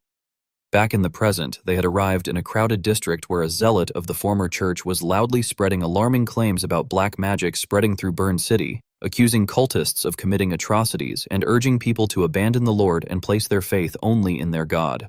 From within the carriage, Kyle had pulled back the curtain to observe them, identifying them as zealots of the old church. Randolph had also expressed irritation, remarking that although they took a portion of Goethe's earnings, they still openly insulted its lord. Isaac had then interrupted and told them to stop, stating that this was not the important matter at the moment. When Randolph asked if Isaac was truly certain about offering himself as bait for the cultists and suggested they could find someone else, Isaac had lifted the curtain and observed that the cultists desired notoriety and that no sacrifice would draw their attention better than himself. Kyle had then become serious and questioned what might happen inside the cult's den, noting that the cultists might truly be engaging in cannibalism as rumored and asking whether the risk was truly worth it. He also recalled that Isaac had mentioned the old church might be behind the cult. Isaac had slowly opened his eyes and stated that Nears was likely a cultist. Kyle had agreed, and Isaac had added that it would have been stranger if he were not, given the alleged cannibalism and use of black magic. Isaac had then asked Randolph whether Nears always delivered the same silver coins, and Randolph had confirmed that this was true. Isaac had expressed confusion, noting that the coins were minted directly by the royal family, and questioning how Nears could have obtained such high-quality currency. Randolph had admitted that it was not something Nears or an ordinary cultist should possess. Kyle had privately considered that such coins might be connected to the old church, but questioned whether that alone proved any relationship between the church and the cult, wondering if they were merely grasping at hope. At that time, it was recalled that the cult group known as the Dark Sect had begun to erode Goethe's stability through bizarre murders and mysterious rituals, terrifying the citizens of Bern City. The old church had benefited most from the situation, hunting down fanatics of the Dark Sect and conducting public burnings in the square, which increased its reputation under the guise of divine mercy. Later, during a meeting, representatives of the old church had caused an uproar by making unreasonable demands, including increased tithes and requests for knights to support temple expansion, despite Goethe being in a defensive war. These demands had led to shortages and weakened defense capabilities, and it was concluded that cooperation with the old church would be abandoned as a first step toward protecting Goethe. Mary had then walked forward with a cane, its tapping echoing loudly. She had declared that everything had begun when the old church fanatics burned the area down, and that 3 saints had survived the flames and claimed to have witnessed the true form of God at the border between life and death. Bill had found the speech irritating, internally cursing the situation, while Mary continued by striking her cane sharply and asserting that a human soul dwelled within the body, and that by consuming flesh, souls were reborn, inheriting intellect, abilities, vitality, and even emotional experiences, thus achieving eternity. When the door had been opened, the scene inside had been revealed to be chaotic, with frenzied cultists tearing apart and consuming a person. Bill and Randolph had been shocked by the sight. Mary had then proclaimed that the prophesied sacrifice had arrived and commanded them to consume the noble, wise, and pure soul in order to become noble, wise, and pure themselves, claiming that the sacrifice possessed all 3 qualities. Before she could continue, Bill had kicked her violently, knocking her to the ground in frustration, declaring that he could no longer tolerate the nonsense and asking how much longer they were expected to endure it. Kyle had then quickly freed Isaac, removing his blindfold and gag. Isaac had finally been released and observed that only those who attacked should be fought. The cultists had recoiled in fear as they looked at the mangled body in the blood-soaked ground, while Isaac's gaze had turned sharp as he reminded them not to forget the purpose of their arrival. Isaac quickly removed the gag and let out a weary sigh, saying that he had finally done it and instructing everyone to fight only those who attacked them. Mary furiously cursed them, shouting that they were cursed bastards and warning that anyone who turned away from the goddess would be struck by a curse. Before she could finish uttering the word curse, Randolph kicked her hard in the face. He coldly warned the fanatics that anyone who stepped forward wishing to die would be killed before they could even feel the pain. The fanatics immediately panicked and fled in every direction, running for their lives to everyone's surprise. Watching them disappear, someone wondered whether they had escaped. Kyle then asked Isaac whether they should pursue them, but Isaac shook his head and replied that they should leave them alone because searching the area was their priority. Randolph scratched his head awkwardly and admitted that he still found it hard to believe, wondering whether Nears had really been obsessed with such a religion before dismissing them as nothing more than a bunch of rabble. Kyle bent down to help Mary to her feet and gently asked whether she could stand. Terrified, Mary squeezed her eyes shut and trembled violently as she called for her husband, asked where she was, begged not to be hit, and wondered what was happening. Bill sighed in confusion and wondered whether the old woman had gone senile. Still shaking uncontrollably, Mary seemed like an entirely different person and could not remember anything that had just happened, repeatedly begging the subdeacon to spare her. Isaac slowly approached her with a gentle voice and politely asked where her home was. Mary weakly replied that she lived in the slums south of Bern City. When Bill's team discovered a mountain of silver coins hidden away, they stared in astonishment. They remarked that it was unbelievable and wondered how an old woman could possibly possess such wealth. They also noted that although the underground hideout had been filled with corpses, she had hidden silver coins in her attic. Kyle picked up one of the coins and asked whether they were certain the silver coins belonged to the royal family. Before anyone could jump to conclusions, Randolph struck Bill on the head and told him not to get ahead of himself, causing Bill to cry out in pain as he dropped the pile of coins. In response to Kyle's question, Isaac confidently confirmed that there was no mistaking the seal of the royal mint and declared that they had finally secured evidence linking the cult to the old church. At that moment, Silvio's voice came from outside as he called for his sister, announced that he was coming in, and asked whether she was feeling all right. The moment Isaac saw him, he was surprised to realize that the man was a priest of the old church. Silvio smiled faintly and asked whether the ritual had been successful.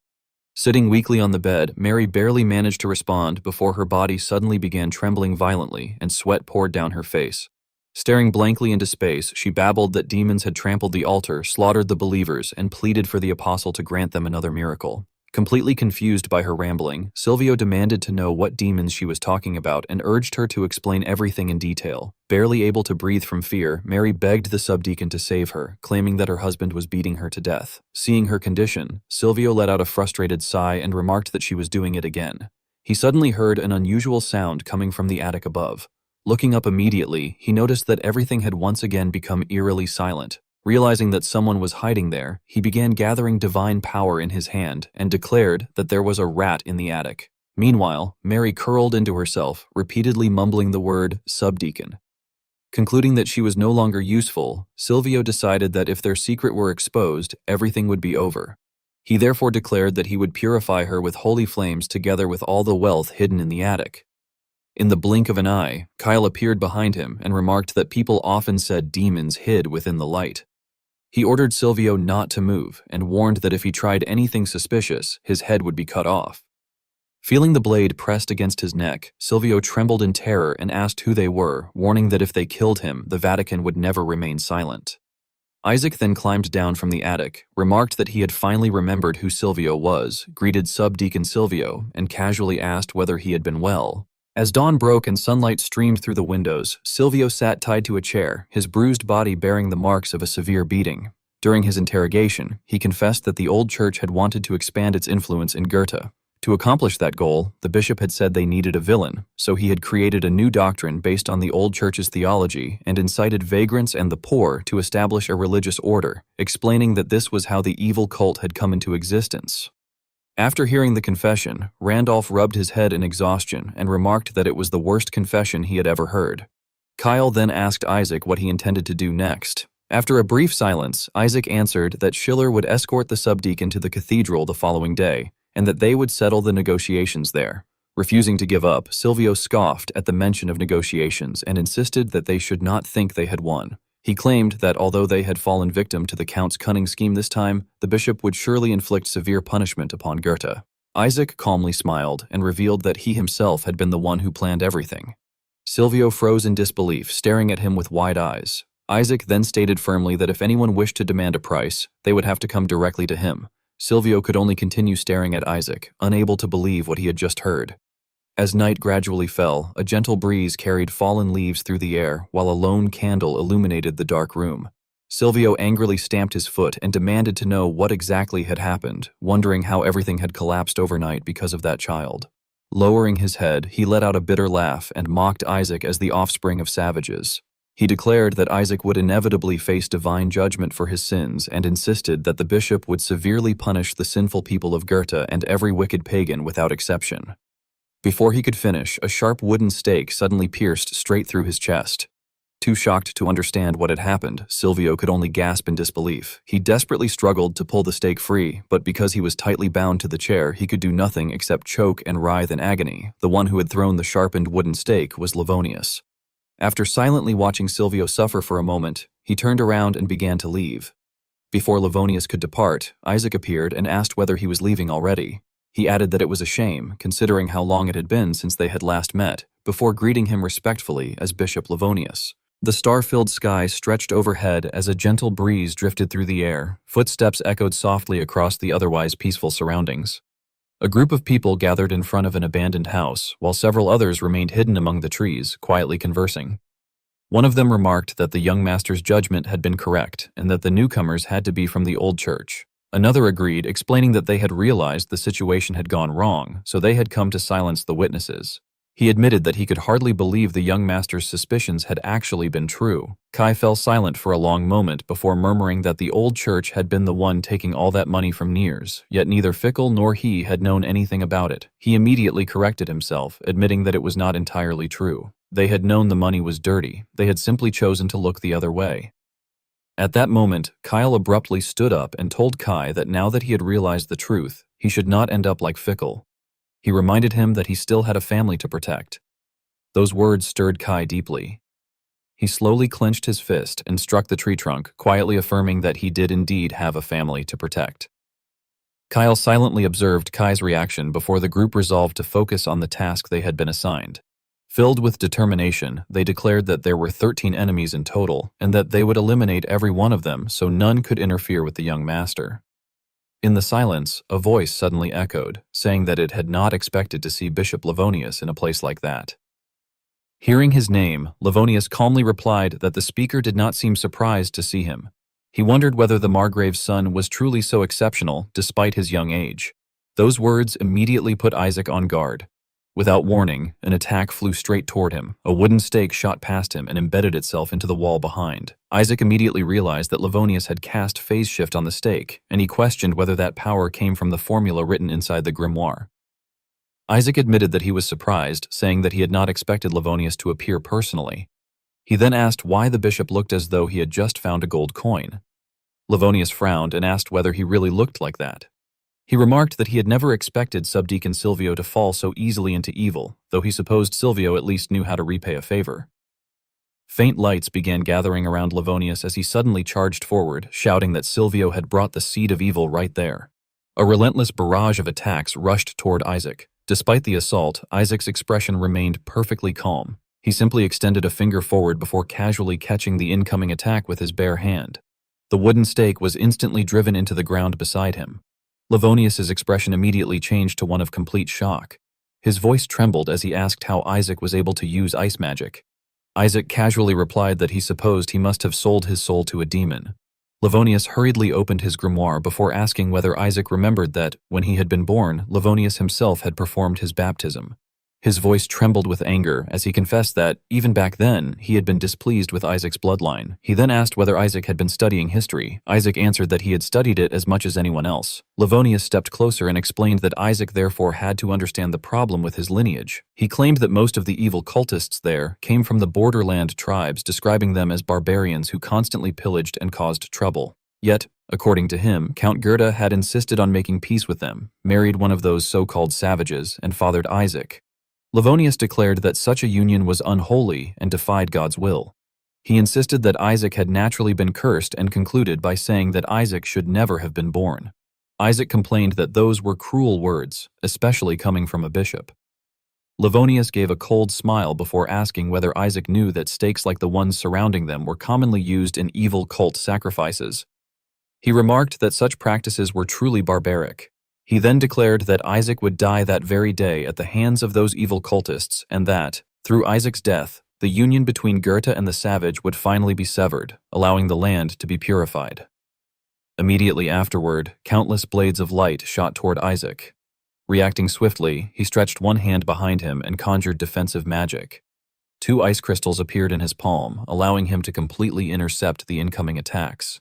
Livonius gradually realized that it was not simply the ice itself. Isaac was accurately sniping every flying stake. He wondered in disbelief how such a feat was even possible. Elsewhere, a wooden sword suddenly struck a young man's arm, knocking him painfully to the ground. Unable to continue, Kevin pleaded with Lucas to stop for the day because he could not go on anymore. Lucas asked whether he was already exhausted. Kevin replied that it certainly felt that way, insisting it had already been an hour.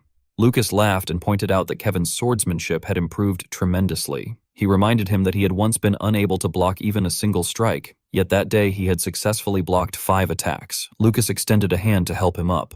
Kevin gratefully replied that it was only because Lucas was such an outstanding teacher. He then asked why Lucas had never become a knight and why he was wasting his remarkable talents by remaining at Kevin's side. Lucas smiled awkwardly and dismissed the compliment, saying that he was merely decent with a sword. He insisted that what was truly extraordinary was the young master's imagination. The scene shifted back to the present battlefield, where wooden stakes continued flying relentlessly toward Isaac.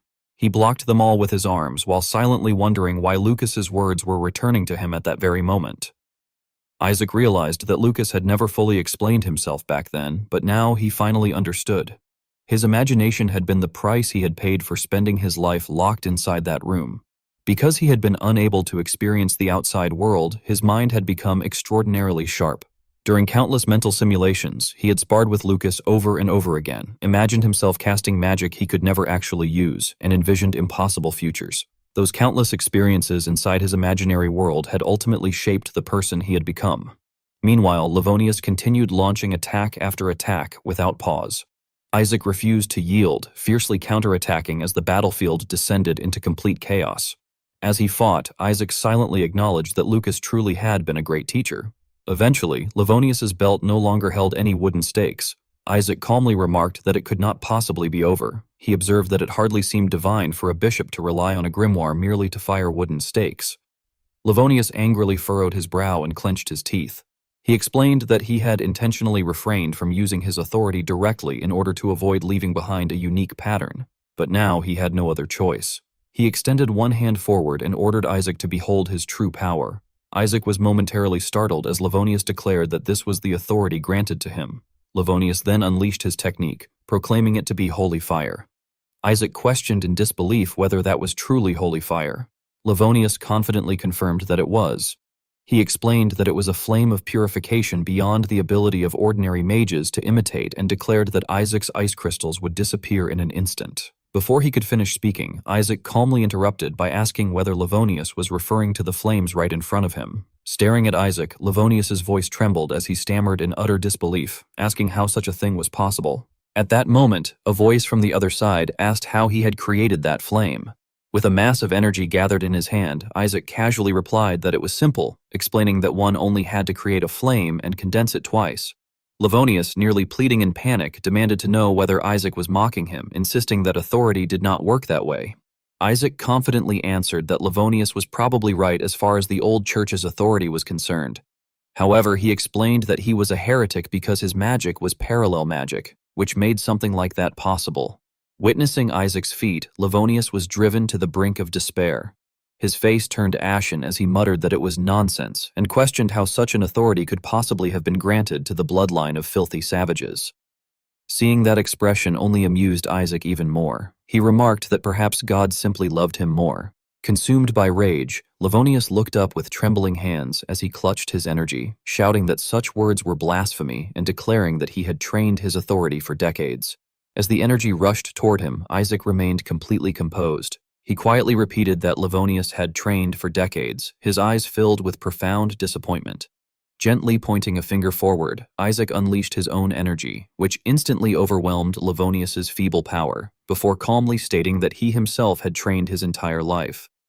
Livonius stared in horror as Isaac coldly declared that, out of pity, he would tell the bishop why he had to die. Isaac explained that the reason was simply that it would be troublesome if word spread that he could use magic. Suddenly, a figure dashed past.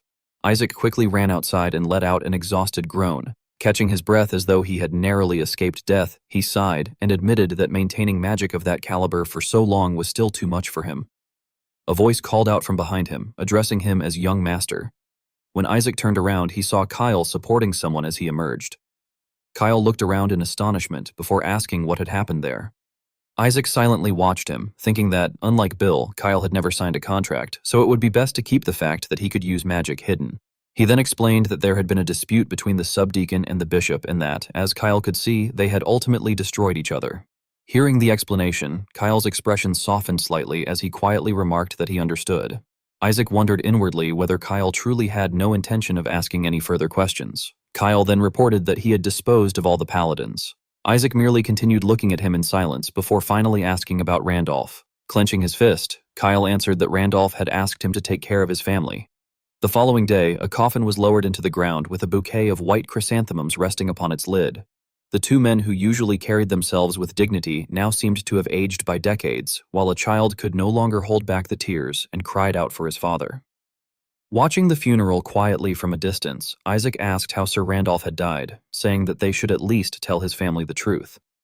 Kyle replied that the paladins had been highly skilled, but that Ralph could have survived if Kyle himself had done his best. Isaac immediately asked whether Kyle was saying that he had not. Kyle admitted that he had needed to remain nothing more than an ordinary soldier until the day he killed that man. Isaac concluded that Kyle intended to conceal his true identity until his revenge was complete, even if it meant sacrificing the life of his closest friend. Kyle confirmed that this was correct and warned Isaac in advance that, should the same situation ever arise involving him, Kyle would make exactly the same decision. Completely unfazed by Kyle's resolve, Isaac asked whether he would still do so even though Isaac himself was helping him pursue his revenge. Kyle answered that he would. He declared that the only day he would reveal everything about himself would be the day his revenge was complete. Isaac remarked that Kyle would then be carrying out his revenge as Kyle rather than Carlson. Kyle quietly acknowledged that this was true. Isaac then concluded that neither of them had the right to remain until the end of a funeral. Elsewhere, someone announced that the discussions with the Vatican had concluded. The speaker continued by explaining that, in exchange for overlooking the atrocities committed by the bishop, the Vatican had agreed to stop collecting tithes and would no longer dispatch a new bishop. Isaac's father remarked that he did not know how long the Vatican would keep its promise, but at least for the time being, Goethe was finally free from the influence of the old church, exactly as Isaac had planned. Isaac thought to himself that it was good. Now that the obstacle had been removed, it was time to move on to the next stage of his plan. His father continued by saying that he would properly praise Isaac next time, when Carlson was present, but for the moment, he wished to discuss something else. Arthur lowered his head as though struggling to find the right words. Gathering his courage, he confessed that he had known nothing, that he had never realized the evil cult's rituals were so cruel, that 13 paladins would be brought along, or that the bishop himself had created the cult and committed such terrible atrocities. He admitted that Isaac had known all of this while he himself had remained completely oblivious. Arthur then asked what had happened to Isaac. He recalled that before Isaac had left for Winterband, he had merely been a child suffering from his unusual constitution, yet now Arthur could no longer understand what Isaac was thinking. Isaac simply replied that everything he had done had been for the sake of their house. At that moment, Isaac's small figure suddenly seemed to have aged by many years. Frowning at the sight, Arthur gently called Isaac's name before reminiscing that he had married Adele when he was only 14. They had not even spoken the same language, and her culture, customs, and way of thinking had been completely different from his own. She had been a wild-spirited girl. Arthur recalled that those days had been hellish for both of them because they had merely been tools used to prevent a war between their two factions. Even so, he explained that he and Adele had made a promise that they would never allow their children to become tools of the family. Although the true meaning of life remained difficult to grasp, they had promised to help their children live lives of their own. Remembering how Adele had once coldly pushed his hand away, Arthur could not help feeling a deep bitterness. He let out a weary sigh and admitted that he had intended to tell Isaac this story when he was much older, but Isaac had grown up far too quickly. Arthur observed that Isaac was probably wondering why he was suddenly telling him all of this. Arthur then gently placed a hand on Isaac's head. Though clearly saddened, he comforted him by saying that it meant Isaac was still allowed to remain a child for a little while longer. Isaac's lips trembled slightly. After pressing them together, he lowered his head and quietly answered that he understood. The scene then shifted elsewhere, where hurried footsteps echoed through the area. A man rushed inside carrying a letter and excitedly informed his superior that a letter from Goethe had arrived. Without even turning around, the man indifferently asked whether it was really a letter before telling him to hand it over, remarking that he had just been in need of some firewood, making it perfect for the purpose. The messenger panicked and desperately asked what he was doing by burning it. The man harshly ordered him to shut up, dismissing the letter as nothing more than a worthless scrap of paper. He declared that no matter how many letters they sent, those bastards would never become the true masters of that land. Arthur called Isaac and Sealson over, saying that they had both done well and explaining that he had summoned them to commend them for their hard work. He first turned to Carlson and asked whether there was anything he wanted. Carlson replied that he wished to continue serving young Master Isaac. Arthur pointed out that if Carlson returned to Winterband, he could be promoted to company commander. Carlson calmly answered that instead of pursuing a promotion, he wanted to find a place where his skills could be put to the best use. Tapping his fingers thoughtfully on the table, Arthur murmured to himself before agreeing that, if that was Carlson's wish, so be it. Turning to Isaac, Arthur remarked that he had no objection either. Isaac responded that he would feel more at ease with Carlson serving as his guard. Arthur acknowledged the request, officially appointed Carlson as Isaac's personal guard, and granted him 200 denarion. Carlson respectfully thanked him. Arthur then turned to Isaac with a serious expression and said that it was now Isaac's turn, instructing him to state what he wanted. Isaac quietly replied that he wanted Fickle's land. Looking at him in astonishment, Arthur asked whether he meant Winfeld. The scene then shifted to a sparring match where two wooden swords clashed loudly. Isaac was gradually overwhelmed, lost his balance, and fell backward. Sealson remarked that Isaac had blocked the attack well but still lacked the strength to hold his ground. After wiping the sweat from his face, Sealson stared at Isaac sternly and asked why he had suddenly requested a spar. Isaac answered that he intended to take control of Winfeld. Sealson questioned what Isaac planned to do after obtaining Winfeld. Isaac replied that Sealson did not need to know that much and only needed to know that it would help him achieve his revenge. Hearing those words, Sealson was momentarily taken aback. The two resumed their stances as Isaac tightened his grip on his wooden sword and charged forward with a cold gaze. Inwardly, Isaac resolved that it was time to begin again. As Isaac launched his attack, Sealson was surprised to think that he had been told Isaac had never learned swordsmanship, yet his sword technique was strangely elegant. Continuing the exchange, Sealson observed inwardly that Isaac's strikes were neither particularly sharp nor especially fast, but that both his attacks and defenses landed with remarkable precision. While parrying Isaac's blows, Sealson reflected that such skill should only have been possible if Isaac had been holding a sword since the age of 5 or 6. However, after being forced back with trembling hands, he also realized that Isaac's stamina was far too weak for that to be the case. Isaac struggled to keep fighting despite nearing collapse, yet each time he fell, he forced himself back to his feet. Watching this, Sealson wondered how such a thing could possibly be happening. Sealson's gaze gradually changed as he no longer looked at Isaac as though he were merely a child. Tightening his grip on his sword, he leaped into the air.